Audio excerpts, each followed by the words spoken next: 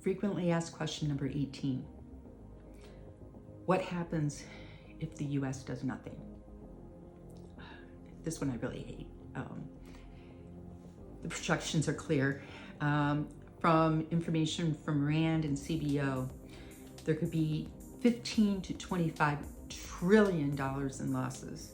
We could lose anywhere from 85 to 140 million jobs. That is from WEF and McKinsey. We have a 2 to 5 Gini rise. That's from the IMF.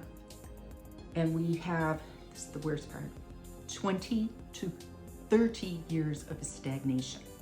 If we do nothing, these people that are going to be falling off the cliff now are not going to be able to pick themselves up. And this is going to impact the generation behind them and potentially the generation behind them. So you're talking major societal shifts. It will collapse the birth rate, because when people feel unsafe and unsure, they're not going to have babies. Which also leads to a very important point.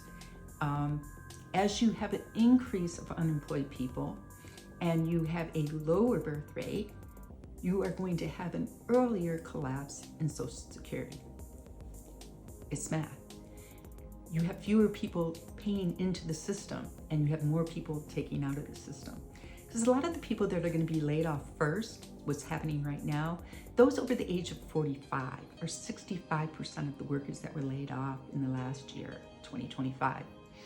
So a lot of those people are going to say, well, if I can afford to retire, I'm going to retire now.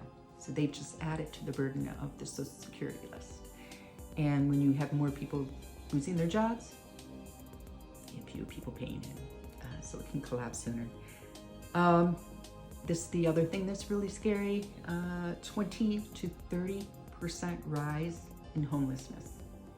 So people are going to not be able to afford their homes, not be able to afford apartments. I'm not sure how many of you remember the Great Recession from 2008, but there were a lot of tent cities everywhere. I was living in some of the major cities where it was the worst. Las Vegas and in Michigan, things were really bad. Finally, politically instability. You think we've got things bad right now where we're pointing fingers? It's going to be like way worse. So stability capitalism is a cheaper alternative. Much